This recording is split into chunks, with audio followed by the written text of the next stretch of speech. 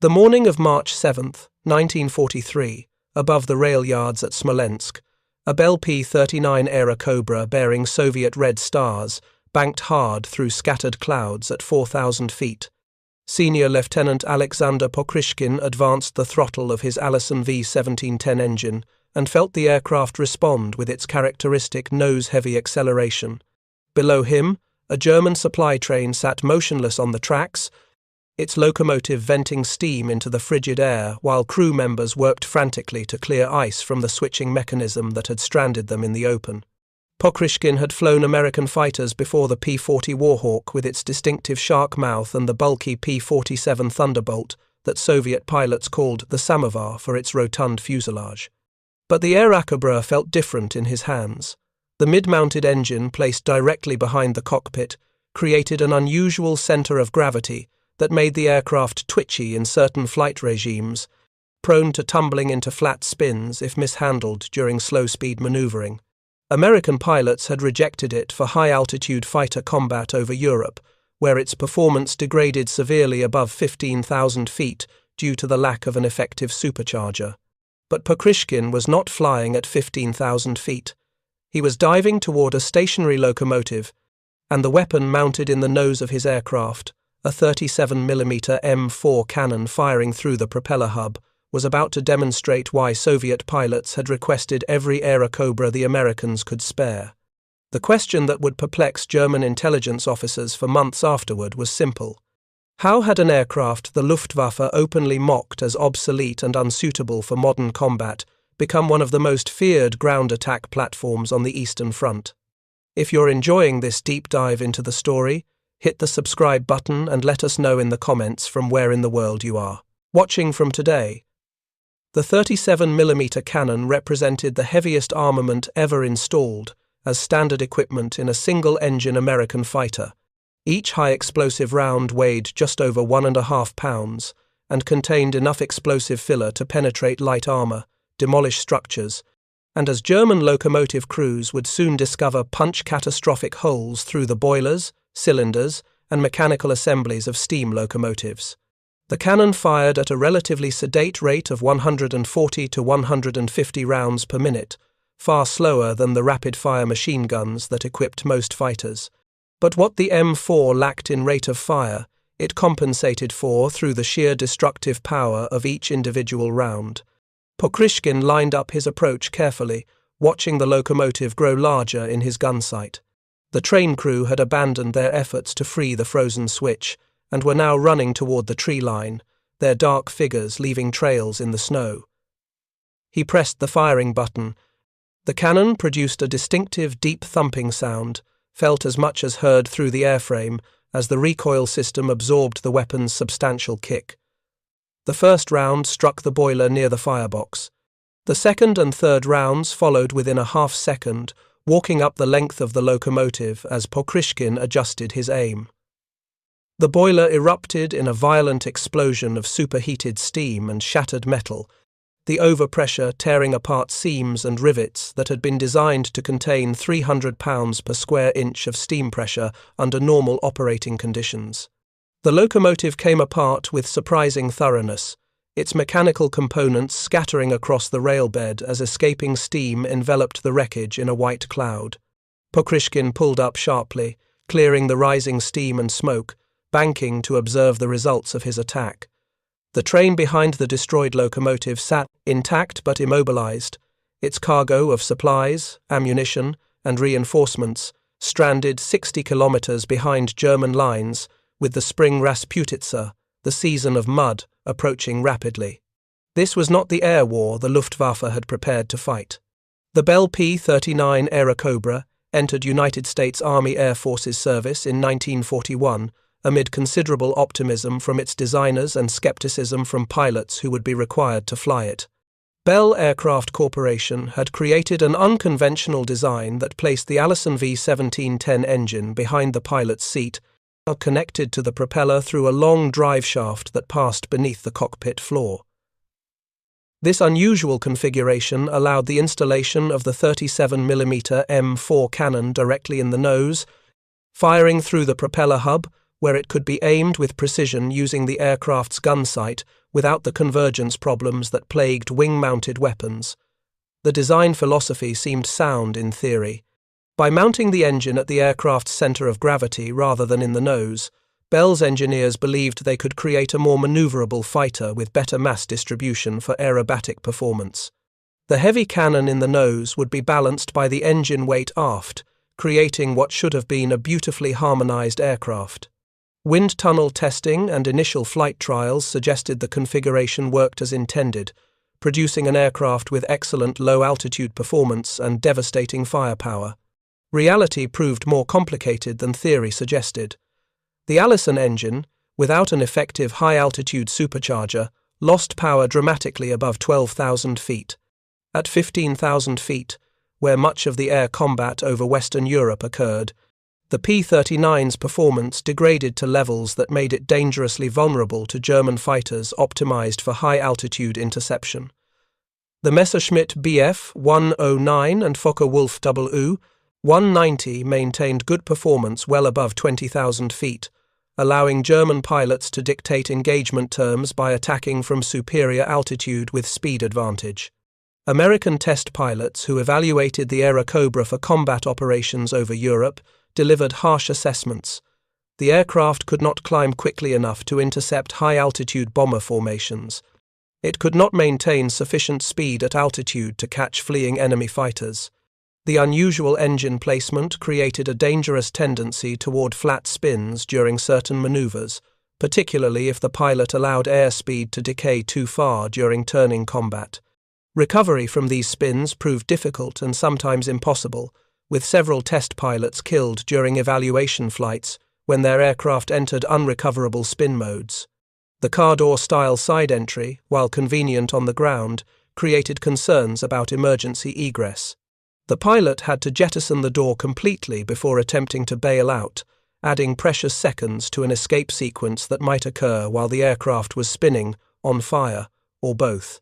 British Royal Air Force pilots who received early production Airacobras through Lend-Lease channels flew exactly one operational sortie before declaring the type completely unsuitable for combat over Europe and relegating the aircraft to training duties far from combat zones. By mid-1942, American fighter squadrons destined for Europe were receiving P-47 Thunderbolts and P-51 Mustangs instead of P-39 seconds. The Airacobra had been tried, evaluated, and found wanting for the air war over Western Europe. Production continued primarily because the aircraft performed adequately in other theaters, where high-altitude performance mattered less, and because American factories needed time to retool for production of more capable types. The Luftwaffe intelligence officers who compiled reports on Allied aircraft capabilities noted the Airacobra's specifications, with professional interest but little concern. Here was an American fighter that could not effectively contest airspace above 15,000 feet, could not escort heavy bombers, could not outrun or outclimb German interceptors, and possessed handling characteristics that made it dangerous to its own pilots. Intelligence assessments circulated through Luftwaffe units characterized the P-39 as representative of American design philosophy, adequate for colonial policing and ground support in primitive theaters, but fundamentally outclassed by modern European combat aircraft developed through years of high-intensity warfare. German pilots who encountered the few P-39 seconds that reached combat zones in the Mediterranean theater confirmed these assessments. The Airacobra could be dangerous in specific circumstances if American pilots used careful energy management and fought on their own terms at low altitude. But any German pilot with altitude advantage could simply dive away from an engagement whenever circumstances became unfavorable, and the P-39 lacked sufficient performance to pursue effectively. This comfortable dismissal of the Airacobra as an inferior design would persist among Luftwaffe pilots and intelligence officers until Soviet pilots began demonstrating what the aircraft could actually accomplish when employed according to its genuine strengths rather than forced into roles for which it was fundamentally unsuited. The first Bell P-39 Airacobras arrived in the Soviet Union during late 1941 and early 1942 through the perilous Lend-Lease convoy routes that connected American production with Soviet. forces fighting desperately to halt the German advance. These aircraft travelled by ship through the Arctic waters north of Norway to the ports of Murmansk and Arkhangelsk, running a gauntlet of German U-boats, surface raiders, and Luftwaffe bombers that sank dozens of Allied cargo vessels laden with tanks, trucks, ammunition, and aircraft, destined for the Eastern Front. Soviet pilots and ground crews who received the first Airacobras examined them with professional curiosity mixed with considerable skepticism. The aircraft bore no resemblance to Soviet fighters they had trained on. The Yakovlev Yak-1 and Yak-7 featured conventional layouts with engines mounted in the nose, simple systems, and rugged construction that prioritized ease of maintenance under primitive field conditions. The Lavochkin La-5 used a massive radial engine that could absorb battle damage and continue operating. The Airacobra, by contrast, appeared fragile and complicated, with its unusual engine placement, long drive shaft, and unfamiliar American instrumentation marked in English units that required mental conversion. Soviet maintenance personnel struggled initially with the Airacobra's more complex systems and the chronic shortage of proper tools, technical manuals, and spare parts. American aircraft required different fasteners, different fuel specifications, and different maintenance procedures than Soviet designs. Mechanics accustomed to working on simple, robust Soviet fighters found themselves confronting reduction gearboxes, oxygen systems, and radio equipment far more sophisticated than anything in Soviet production aircraft. The aircraft's armament created particular interest. Soviet fighters typically carried rapid-fire 20mm cannon and 12.7mm machine guns, effective weapons, but lacking the sheer destructive power of the American 37mm cannon mounted in the P-39's nose. Soviet armament specialists recognized immediately that this weapon represented something fundamentally different from conventional fighter armament. The 37mm rounds could destroy targets that resisted machine gun and light cannon fire, armored vehicles, fortified positions, locomotives, and the increasingly common German tanks, whose armor had grown thicker with each new model. But Soviet tactical doctrine for fighter employment differed fundamentally from American and British approaches in ways that would prove decisive for the Airacobra's operational success. Western air forces emphasized high-altitude bomber escort, strategic interdiction, and gaining air superiority through fighter versus fighter combat at altitude. Soviet doctrine, forged in the brutal ground combat on the Eastern Front, prioritized direct support of ground forces, destruction of enemy logistics, and low-altitude attacks against German supply lines, artillery positions, and transportation networks.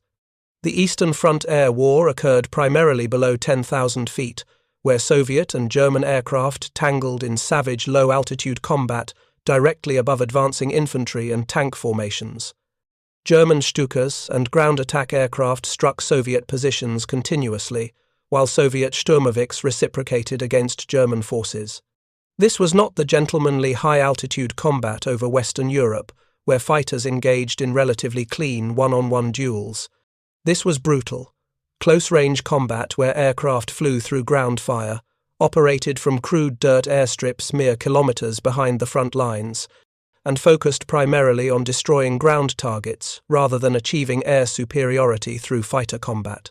In this environment, the Airacobra's limitations at high altitude became irrelevant, while its strengths, the devastating 37mm cannon, good low-altitude performance, decent speed below 10,000 feet, and excellent visibility from the cockpit, suddenly became decisive advantages.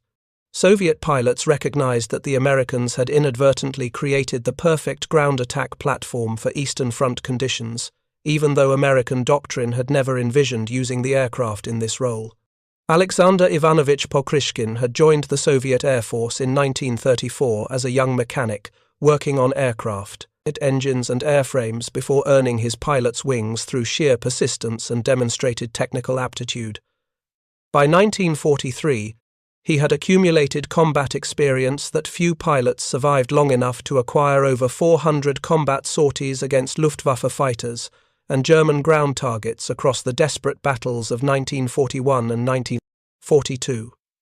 Pokryshkin approached the Airacobra with the methodical mindset of an engineer, rather than the instinctive reactions of a pure fighter pilot. He studied the aircraft's specifications carefully, analyzing its performance envelope to identify the specific flight regimes where it excelled and the conditions under which it became vulnerable. The 37mm cannon particularly interested him, not as a weapon for destroying other fighters, though it could certainly accomplish that when opportunity arose, but as an instrument for systematic destruction of German logistics infrastructure. Soviet intelligence had identified German dependence on rail transportation as a critical vulnerability in their Eastern Front operations. The vast distances, primitive road networks, and seasonal mud that rendered unpaved routes impassable for months each year meant that German forces relied overwhelmingly on railways to move supplies, reinforcements, ammunition, fuel, and food from railheads in Poland and occupied Soviet territory to combat units at the front. Destroy the locomotives, and entire German divisions would slowly starve, their artillery would fall silent for lack of shells, and their tanks would become immobile for want of fuel. The German railway system in occupied Soviet territories operated with remarkable efficiency considering the challenges. Specialized railway troops repaired partisan sabotage damage, maintained track in harsh weather conditions, and operated repair facilities that could rebuild damaged locomotives. But locomotives themselves represented irreplaceable assets that German industry struggled to produce in sufficient quantities. Each locomotive destroyed meant one less train delivering supplies to German forces, and German factories could not manufacture new locomotives quickly enough to replace combat losses while simultaneously supporting expanded operations deeper into Soviet territory. Pokryshkin developed specific tactics for attacking locomotives that maximized the Airacobra's capabilities while minimizing exposure to German anti-aircraft fire. He would approach at medium altitude between 3,000 and 5,000 feet, where the aircraft maintained good speed and maneuverability, while remaining high enough to avoid most light anti-aircraft weapons. German trains typically traveled with flak cars mounting 20mm and 37mm anti-aircraft guns, creating dangerous defensive fire that could shred an attacking aircraft if the pilot approached carelessly at low altitude. The attack profile Pokryshkin perfected involved a diving approach from altitude, building speed to make his aircraft a difficult target for anti-aircraft gunners tracking manually with mechanical sights. He would aim for the locomotive's boiler, the massive cylindrical pressure vessel that contained superheated water and steam under pressure sufficient to drive the pistons that turned the wheels. A single 37mm high-explosive round, penetrating the boiler, created catastrophic overpressure that would rupture the boiler seams, destroy the firebox, and render the locomotive irreparable without complete rebuilding at a major facility. The typical attack run lasted less than 10 seconds from the moment Pokryshkin opened fire until he pulled up and away from the target. In that brief interval, he would fire between 8 and 12 rounds from the 37mm cannon, walking his fire along the length of the locomotive to ensure hits on critical components. The cannon's recoil created a distinctive pulsing sensation through the airframe, each shot pushing the nose slightly off target before the aircraft's stability returned. Experienced pilots learned to compensate for this recoil, maintaining accurate fire through the brief engagement. After destroying the locomotive, Pokryshkin would typically not remain in the area to attack the train cars themselves. German anti-aircraft crews would be fully alert after the initial attack, and subsequent passes against stationary targets exposed the attacking aircraft to concentrated defensive fire from multiple guns. The tactical objective was locomotive destruction, not maximizing the spectacle of explosions. A destroyed locomotive meant an immobilized train mission accomplished. The train's cargo would be captured by advancing Soviet forces or destroyed later by artillery or follow-up air attacks under more favorable conditions. Soviet aviation regiments, equipped with Airacobras, developed systematic approaches to locomotive hunting that reflected careful operational planning rather than random opportunistic attacks. Intelligence officers maintained detailed maps of German rail networks in occupied territories, marking known repair facilities, major junctions, supply depots, and the typical routes used for moving supplies toward the front. Soviet partisans operating behind German lines provided regular reports on train movements, schedules, and German security measures, creating an intelligence picture that allowed Soviet commanders to direct airstrikes against the most valuable targets. Pilots received specific target assignments rather than simply being told to attack any train they encountered. A regiment might be tasked with disrupting rail traffic in a particular sector to support an upcoming ground offensive, with individual flights assigned to patrol specific sections of track during designated time windows when intelligence indicated trains would be moving. This systematic approach maximized the operational impact of each mission, ensuring that destroyed locomotives created cascading logistical problems for German forces rather than isolated inconveniences. The Aerocobra's cockpit layout facilitated these precision attacks through excellent visibility and well-designed gun sights.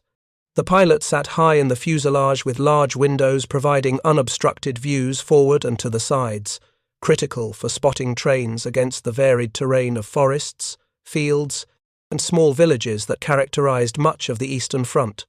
The reflector gun sight projected a reticle onto a clear glass panel directly in the pilot's line of sight, allowing accurate aiming without requiring the pilot to look down at mechanical sights or lose situational awareness.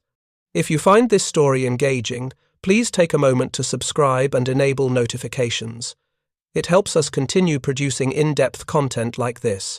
The spring of 1943 marked a critical period in the Eastern Front Air War, as Soviet forces prepared major offensives designed to exploit German overextension following the disaster at Stalingrad. German forces had retreated from the Caucasus and shortened their defensive lines, but they remained deep inside Soviet territory and dependent on vulnerable supply lines stretching hundreds of kilometers from railheads in occupied Poland through partisan-infested forests and countryside. Soviet aviation commanders recognized that German logistics represented a more vulnerable target than German combat units. Attacking German tanks, artillery, and infantry directly meant confronting concentrated anti-aircraft defenses and accepting high aircraft losses for modest tactical gains. Attacking German supply trains meant striking softer targets that, when destroyed, degraded German combat effectiveness more thoroughly than direct attacks on combat units could achieve. In March 1943, the 16th Air Army supporting Soviet ground forces in the Smolensk region received orders to intensify interdiction operations against German rail traffic. Intelligence indicated that German forces were stockpiling supplies for potential offensive operations later in the spring, with dozens of trains daily moving ammunition, fuel, and reinforcements toward forward staging areas. Soviet commanders wanted this flow disrupted, forcing German units to consume their existing stockpiles without replenishment.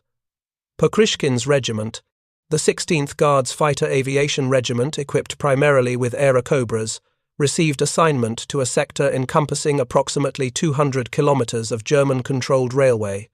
Their mission was simple in concept but demanding in execution: destroy every locomotive that attempted to transit that sector, make the railways unusable, force German forces to rely on truck transport over primitive roads that would become impassable once the spring thaw transformed them into rivers of mud. The campaign began on March 5, 1943, with coordinated strikes by multiple Soviet aviation regiments against German rail targets across a front spanning hundreds of kilometers. The objective was simultaneous disruption of German logistics throughout the entire central sector, preventing German forces from simply rerouting traffic around damaged sections of track. Soviet planners understood that attacking railways required sustained pressure rather than isolated strikes. German railway troops could repair damaged track within hours or days, but destroyed locomotives required weeks or months to replace. Pokryshkin led the initial strike personally, taking off before dawn from a crude dirt airstrip located 30 kilometers behind Soviet lines. The airfield consisted of leveled ground, some portable fuel bladders protected by earthen revetments, and canvas tents housing maintenance crews and pilots. No concrete runways, no permanent structures, no elaborate facilities, just functional, minimalism that allowed rapid relocation when German forces threatened the position.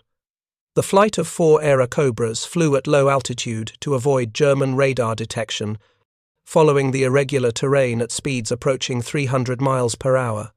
The morning air remained bitterly cold despite the calendar indicating spring's approach, and frost covered the canopy edges where heating was insufficient. Pokryshkin monitored his engine instruments carefully. The Allison required attentive management, particularly during warm-up and initial climb, when cylinder head temperatures could spike dangerously if the pilot advanced throttle too aggressively.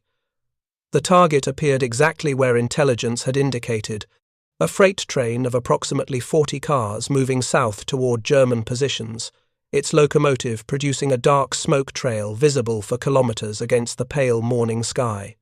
The train traveled at moderate speed through open farmland, following a raised railway embankment that made it clearly visible from the air.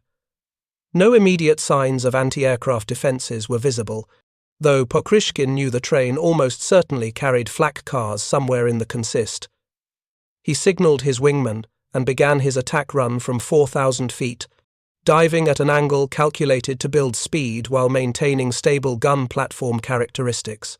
The locomotive grew rapidly larger in his gun sight, a German Class 52 Kriegslokomotive, one of the simplified wartime designs produced in large numbers specifically for military transportation requirements. These locomotives were built to be functional rather than sophisticated, with minimal non-essential components and straightforward maintenance requirements. They were also built to be destroyed by 37mm cannon fire. Pokryshkin pressed the firing button at 800 meters range. The cannon produced its characteristic deep thumping sound as the first rounds departed. He watched the tracers arc downward toward the locomotive, making minute corrections to walk his fire onto the target. The first round struck the tender immediately behind the locomotive. The second hit the boiler near the cab. The third and fourth rounds impacted the boiler's center section in quick succession.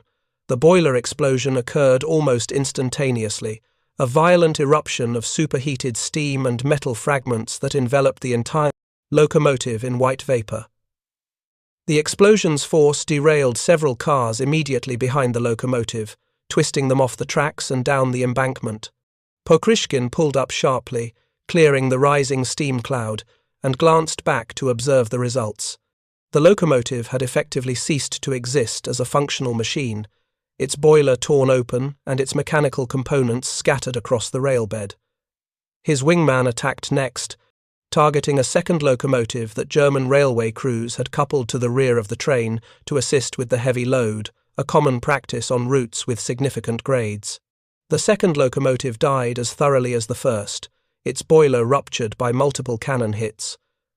The train sat motionless on the tracks, immobilized far from any repair facility, its cargo of supplies stranded until German railway troops could bring replacement locomotives through what was rapidly becoming a very dangerous section of track. German intelligence officers first noted the increased Soviet attacks on railway targets as a minor tactical adjustment rather than a systematic campaign. Individual train attacks occurred regularly throughout the Eastern Front, as Soviet aircraft opportunistically struck targets when circumstances allowed. What changed in March 1943 was the scale, coordination, and devastating effectiveness of these attacks, particularly those conducted by Soviet fighters equipped with large-caliber cannon. Luftwaffe liaison officers attached to German army railway operations began receiving increasingly urgent reports from train crews and railway security units about Soviet fighter attacks that completely destroyed locomotives with just a few cannon hits. The reports described aircraft approaching at medium altitude, diving on locomotives with extraordinary accuracy, and achieving catastrophic kills with brief firing passes that left locomotives as smoking wreckage unsuitable even for salvage. The descriptions puzzled German intelligence analysts initially. Soviet fighters typically attacked with 20mm cannon and heavy machine guns, weapons effective against personnel, light vehicles, and unarmored targets, but generally insufficient to destroy a locomotive's massive boiler and mechanical assemblies with a handful of hits.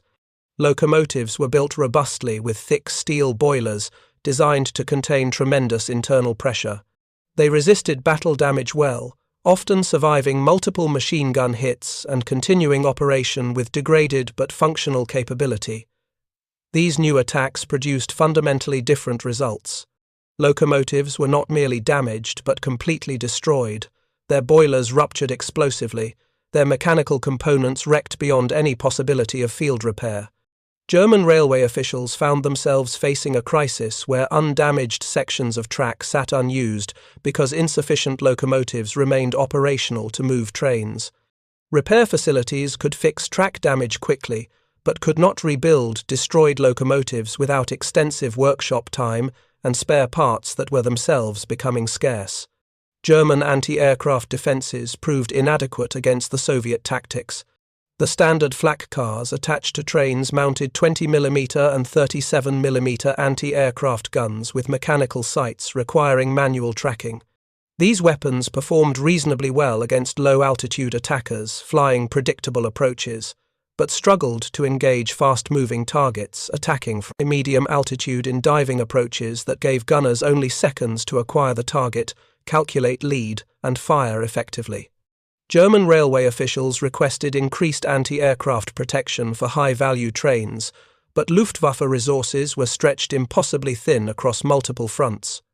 Anti-aircraft guns and trained crews represented finite resources needed everywhere simultaneously, protecting cities from Allied strategic bombing, defending frontline positions from Soviet ground attack aircraft, guarding airfields and supply depots, and now supposedly protecting every train moving through partisan territory. The arithmetic simply did not work. There were never enough guns, never enough ammunition, never sufficient trained crews to protect everything that required protection. Luftwaffe fighter units received instructions to provide air cover for important trains during critical movements, but this proved operationally impractical for sustained implementation. German fighters had insufficient fuel and pilot hours available to maintain continuous combat air patrols over railway routes stretching hundreds of kilometers. Soviet fighters could choose when and where to attack, forcing German defenders into reactive postures where they consistently arrived too late to prevent attacks or found themselves unable to locate Soviet aircraft that attacked quickly and departed before German fighters could intercept. German intelligence eventually identified the weapon, causing such catastrophic locomotive damage. The American 37mm cannon installed in Lend-Lease Bell P-39 Airacobra fighters that the Soviets were operating in increasing numbers. Luftwaffe assessments of the Airacobra underwent rapid and uncomfortable revision as intelligence officers confronted the reality that an aircraft they had dismissed as obsolete and unsuitable for modern combat was systematically destroying German logistics infrastructure with remarkable effectiveness. The intelligence reports attempting to explain this uncomfortable reality to senior Luftwaffe commanders made for awkward reading. Officers had to acknowledge that their previous assessments of the Airacobra's capabilities had been fundamentally wrong, not because German intelligence had misunderstood the aircraft's specifications, but because they had evaluated it according to inappropriate criteria. The Airacobra was indeed unsuitable for high-altitude fighter combat over Western Europe, but nobody was fighting at high altitude over the Eastern Front. The Soviets were using the Airacobra for low-altitude ground attack and interdiction, roles for which the aircraft's combination of heavy cannon armament and adequate low-altitude performance made it devastatingly effective. German technical intelligence officers who examined, captured or crashed Airacobras found themselves grudgingly impressed by specific design elements, particularly the nose-mounted cannon installation that allowed accurate fire without convergence issues that plagued wing-mounted weapons. A pilot aiming the aircraft at a target automatically aimed the cannon with precision, limited only by the gunsight's accuracy and the pilot's skill. The 37mm M4 cannon fired high-explosive rounds that contained sufficient explosive filler to punch through locomotive boilers, destroy light armor, and demolish structures with single hits. The realization spread gradually through Luftwaffe intelligence circles during spring and summer 1943 that the Americans had inadvertently created an aircraft perfectly optimized for Soviet tactical requirements, Even though American doctrine had envisioned entirely different employment, the Soviets had recognized this potential where Western air forces had not, and were exploiting it systematically to destroy German logistics infrastructure in ways that degraded German combat effectiveness more thoroughly than direct attacks on combat units could achieve. German attempts to counter the locomotive attacks through tactical adjustments achieved only limited success. Railway officials experimented with moving high-value trains primarily at night, but Soviet pilots adapted by conducting dawn and dusk attacks when trains remained visible while darkness complicated anti-aircraft fire. German forces attempted to establish fighter patrols over critical railway sections, but Soviet intelligence identified these patterns and simply attacked different sections, while German fighters waited uselessly over protected routes. German railway troops worked frantically to repair damaged track and replace destroyed locomotives, but Soviet attacks outpaced German repair capacity, creating a steadily worsening logistics crisis. By mid-1943, German commanders facing Soviet offensives found themselves fighting with inadequate ammunition, insufficient fuel, and delayed reinforcements because the railways that should have delivered these supplies were disrupted by systematic Soviet interdiction. German combat units remained formidable when properly supplied, but even the best troops became ineffective when their artillery fell silent for lack of shells, their tanks sat immobile for want of fuel, and their wounded could not be evacuated because no trains reached rear-area hospitals. By the summer of 1943, Soviet aviation regiments equipped with Airacobras had destroyed hundreds of German locomotives across the Eastern Front, creating cascading logistics failures that degraded German combat effectiveness more thoroughly than direct battlefield losses could achieve. Aleksandr Pokryshkin personally accounted for dozens of locomotive kills, though Soviet record-keeping focused more on enemy aircraft destroyed than ground targets eliminated, making precise statistics difficult to verify from surviving documentation. The impact on German railway operations became severe enough that senior Wehrmacht commanders began filing formal complaints with the High Command about inadequate locomotive availability. German forces discovered themselves fighting a different kind of war than they had prepared for, not grand armoured manoeuvres and dramatic breakthroughs, but grinding attrition where victory depended on maintaining supply flows against relentless interdiction. The Eastern Front had become, in part, a war of logistics destruction, where Soviet pilots hunted locomotives with the same systematic intensity German U-boats had once hunted Allied merchant ships. German industry attempted to compensate through increased locomotive production, but German factories faced impossible competing demands. Resources allocated to locomotive production meant fewer tanks, fewer aircraft, fewer trucks, and less ammunition. The German war economy operated under conditions of total mobilization by 1943, with every factory, every worker, and every ton of steel already committed to war production at maximum sustainable rates. There were no idle resources waiting to be mobilized, no reserve capacity that could simply be activated to produce additional locomotives without reducing production of something else equally critical. The mathematics of attrition worked inexorably against German forces. Soviet pilots destroyed locomotives faster than German factories could replace them, while simultaneously Soviet industry, supplemented by Lend-Lease equipment, produced increasing quantities of aircraft, ammunition, and supplies. German railway operations deteriorated steadily throughout 1943 and into 1944, as the cumulative effect of hundreds of destroyed locomotives created a transportation crisis that German logistics personnel could not solve through harder work or better organization. Pokryshkin's personal combat record reflected his systematic approach to both air combat and ground attack missions. He achieved 59 confirmed aerial victories against Luftwaffe aircraft, an impressive total that placed him among the Soviet Union's leading aces, but his contribution to Soviet victory extended well beyond fighter versus fighter combat. His development and refinement of locomotive attack tactics created a methodology that other Soviet pilots could replicate, spreading effective interdiction techniques throughout Soviet aviation units equipped with cannon-armed fighters. The Soviet Air Force recognized the Airacobra's value explicitly through their continued requests for additional aircraft throughout the war. While American and British forces largely abandoned the P-39 for frontline combat duties in Europe after early combat trials demonstrated its limitations at high altitude, Soviet forces requested every Airacobra the United States could provide through Lend-Lease channels. American factories eventually delivered over 4,700 Airacobras to Soviet forces, more than half of total P-39 production, representing the largest single transfer of any American fighter type to Soviet service.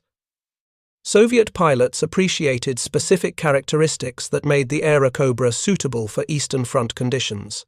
The aircraft's relatively simple systems proved maintainable under primitive field conditions, despite being more complex than Soviet designs. The nose-mounted cannon installation allowed accurate fire against ground targets without the convergence problems that reduced effectiveness of wing-mounted weapons. The cockpit heating system, a luxury compared to Soviet fighters that often lacked effective heating, made multi-hour missions at altitude more tolerable during brutal Russian winters when temperatures regularly fell below -30 degrees Celsius. Soviet mechanics developed extensive practical knowledge about maintaining Airacobras under field conditions that would have horrified American technical representatives. They improvised repairs using locally manufactured parts when proper American spare parts were unavailable, adapted Soviet instruments and radios when American equipment failed, and developed maintenance procedures that kept aircraft flying despite supply chain disruptions and parts shortages. The aircraft proved remarkably tolerant of these improvised approaches, continuing to operate effectively despite modifications and repairs that departed significantly from factory specifications. German intelligence assessments of Soviet Airacobra operations grew increasingly detailed and grudgingly respectful as the war progressed. Luftwaffe pilots learned to treat Soviet P-39 seconds with caution, particularly at low altitude where the aircraft's performance remained competitive and that massive nose-mounted cannon could destroy German fighters with single hits. The psychological impact of facing an opponent armed with a cannon firing 1.5-pound high-explosive shells created distinct wariness among German pilots accustomed to being hit multiple times by machine gun fire, without catastrophic damage. One 37mm hit could remove a wing, destroy an engine, or kill the pilot instantly through explosive effects rather than simple penetration. The Airacobra's operational success on the Eastern Front created uncomfortable questions for Western air forces about doctrinal assumptions and aircraft evaluation criteria. American and British assessments had judged the P-39 unsuitable for combat, based on its performance in high-altitude fighter escort and interception roles, missions that represented Western tactical priorities but had little relevance to Eastern Front conditions. Soviet forces had evaluated the same aircraft according to different criteria and discovered an effective ground attack platform that American doctrine had never envisioned using in that role. The divergent assessments reflected fundamentally different tactical requirements, operational conditions, and doctrinal assumptions rather than any objective truth about the aircraft's absolute capability. The story of the Airacobra on the Eastern Front reveals how tactical doctrine and operational requirements shape perceptions of technological capability in ways that can blind military organizations to alternative applications of existing equipment. American and British air forces rejected the P-39 because it failed to meet their specific requirements for high-altitude performance in the Western European Air War. This assessment was entirely accurate within that specific context. The Airacobra genuinely could not perform effectively at 20,000 feet, where much of the air combat over Germany occurred. But this accurate assessment within one tactical context created a cognitive blind spot that prevented Western air forces from recognizing the aircraft's potential effectiveness in different operational conditions. Soviet pilots fighting at low altitude over the Eastern Front faced entirely different requirements, where high-altitude performance mattered little, while heavy armament, adequate low-altitude speed, and robust construction proved decisive. The same aircraft, deemed obsolete and unsuitable by Western standards, became one of the most effective ground attack platforms on the Eastern Front when employed according to tactical doctrine that emphasized its genuine strengths. German intelligence officers experienced their own version of this doctrinal blindness. Their initial assessments of the Airacobra accurately identified its weaknesses in high-altitude fighter combat, the primary mission for which Luftwaffe fighters were optimized. These assessments led to comfortable conclusions that the P-39 represented an inferior design that posed minimal threat to German air superiority. German analysts failed to consider that Soviet forces might employ the aircraft in roles where its weaknesses became irrelevant and its strengths proved decisive. This failure of imagination reflected a broader pattern in German intelligence assessments of Soviet capabilities throughout the war. German military culture tended to evaluate Soviet equipment and tactics against German standards and doctrine, often failing to recognize that Soviet forces operated according to different assumptions that sometimes proved more appropriate for Eastern Front conditions.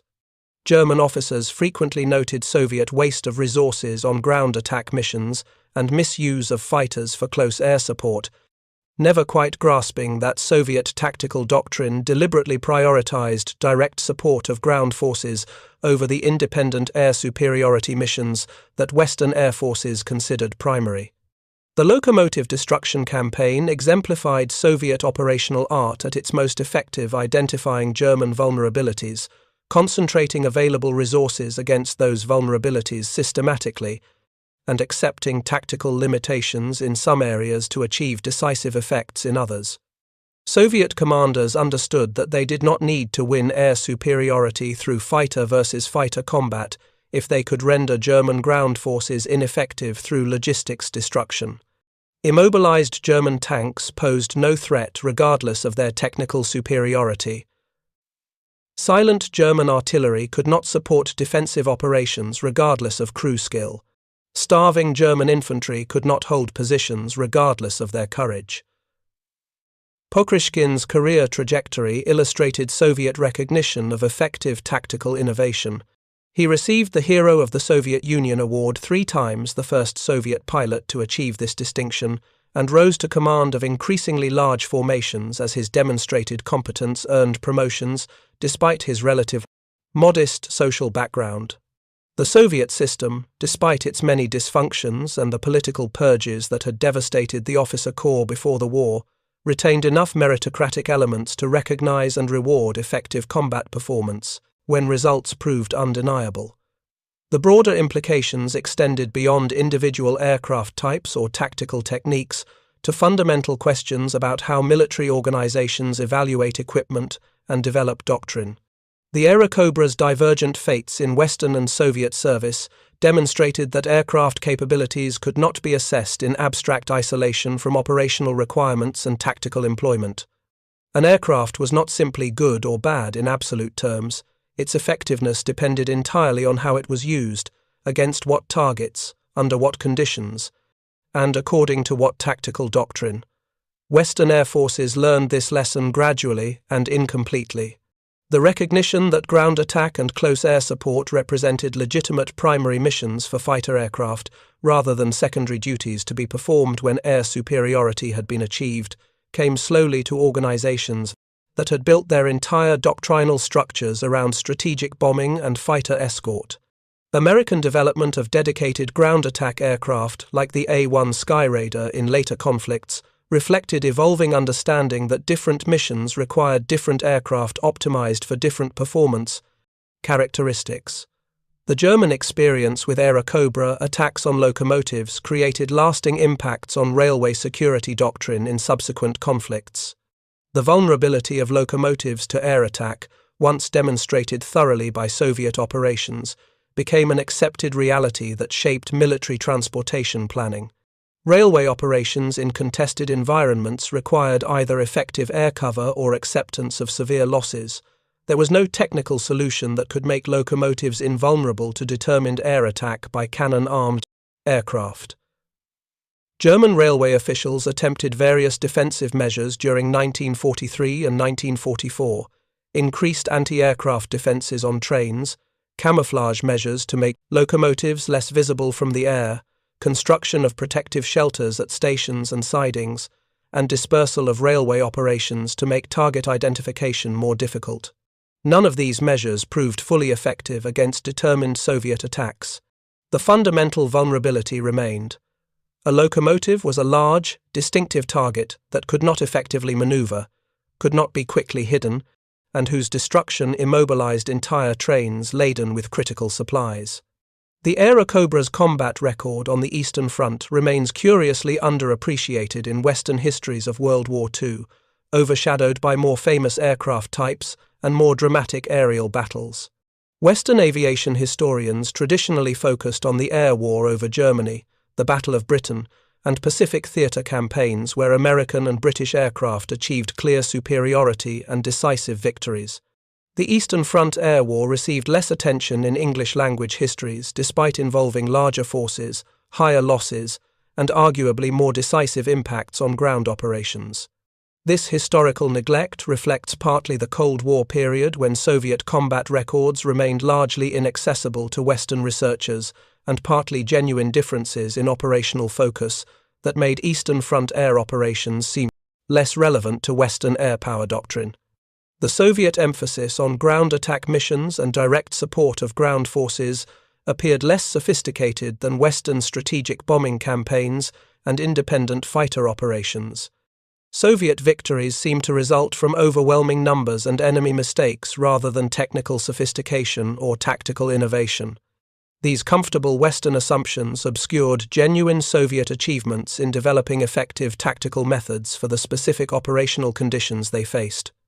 Soviet pilots like Pokryshkin demonstrated professional competence and tactical innovation that equaled anything Western aces achieved, adapting available equipment to mission requirements rather than demanding equipment that matched theoretical specifications. The Airacobra locomotive killing campaign represented sophisticated operational planning, systematic execution, and clear understanding of how to achieve strategic effects through accumulated tactical successes. Pokryshkin survived the war itself, a notable achievement for a fighter pilot who flew over 600 combat missions and continued serving in the Soviet Air Force through the post-war period, eventually retiring as a Marshal of Aviation. His memoir, published in Russian during the 1970s, provided detailed accounts of his combat experiences, including extensive discussion of Airacobra operations, but received limited distribution in translation and remained largely unknown to Western audiences until after the Soviet Union's collapse. The thousands of Soviet pilots who flew Airacobras in combat developed professional appreciation for an aircraft that Western air forces had rejected. They recognized its limitations, the tendency toward flat spins required careful handling, the high-altitude performance remained mediocre, and the car door entry created complications during emergency egress. But they also recognized its strengths: devastating armament, adequate low-altitude performance, good visibility, reliable radio equipment by Soviet standards, and relatively effective cockpit heating for high-altitude missions over Russian winter landscapes. German locomotive losses to air attack during 1943 and 1944 contributed significantly to the logistics crisis that progressively degraded Wehrmacht combat effectiveness on the Eastern Front. Precise statistics remain difficult to establish from incomplete German records, but available evidence suggests Soviet air interdiction destroyed or damaged several hundred locomotives during this period, losses that German industry could not replace while simultaneously maintaining production of tanks, aircraft, ammunition, and other war materials at levels necessary to contest Soviet offensives. The cumulative effect of these locomotive losses manifested in delayed reinforcements, inadequate ammunition supplies, fuel shortages, and degraded mobility that reduced German forces' ability to conduct the mobile defensive operations that might have prolonged the war. German commanders found themselves fighting with insufficient supplies, not because their logistics personnel lacked competence or organization, but because Soviet interdiction systematically destroyed the transportation infrastructure necessary to move supplies from factories and depots to combat units. The Airacobra story ultimately demonstrates how operational success depends on matching available equipment to actual mission requirements rather than pursuing abstract performance metrics that may have limited operational relevance. Soviet forces succeeded with the P-39 because they employed it according to its genuine capabilities, rather than forcing it into roles for which it was fundamentally unsuited. They accepted its limitations at high altitude as irrelevant to missions conducted primarily below 10,000 feet. They exploited its heavy cannon armament against targets vulnerable to that specific weapon. They adapted maintenance procedures to field conditions rather than demanding factory-perfect facilities. Western air forces rejected the same aircraft because their operational requirements emphasized different characteristics, where the Airacobra's weaknesses proved decisive, and its strengths offered little advantage. This divergent assessment reflected neither American incompetence nor Soviet genius, but rather fundamentally different tactical situations requiring different solutions. The Eastern Front Air War was not the Western European Air War, and aircraft optimized for one environment performed differently in the other. The German experience dismissing the Airacobra based on theoretical assessment, then discovering through painful experience that those assessments failed to account for how Soviet forces would actually employ the aircraft, illustrated the dangers of evaluating enemy capabilities based on assumptions about how enemy forces should operate rather than careful analysis of how they actually do operate. German intelligence officers had correctly assessed the Airacobra's specifications, but incorrectly predicted its operational impact because they failed to imagine that Soviet tactical doctrine might differ fundamentally from their own. Assumptions. The morning of March 7, 1943, when Aleksandr Pokryshkin destroyed that German locomotive near Smolensk, represented one tactical success among thousands during the brutal Eastern Front fighting. But that single locomotive's destruction contributed incrementally to the systematic degradation of German logistics that made Soviet victory possible. The massive battles, dramatic breakthroughs, and heroic stands receive historical attention, but wars are won through accumulated small victories, destroyed locomotives, interdicted supply columns, disrupted communications that collectively render enemy forces unable to sustain operations, regardless of individual courage or tactical skill. The Airacobra, laughed at by Luftwaffe pilots and rejected by Western air forces, proved itself where it mattered, in sustained combat operations under brutal conditions against a determined enemy. Its 37mm cannon destroyed hundreds of locomotives, thousands of vehicles, and contributed to Soviet victory through systematic application of overwhelming firepower against vulnerable targets. That the aircraft achieving these results was considered obsolete by the forces that designed it merely emphasizes how operational success depends on tactical employment rather than abstract specifications. Thank you for watching.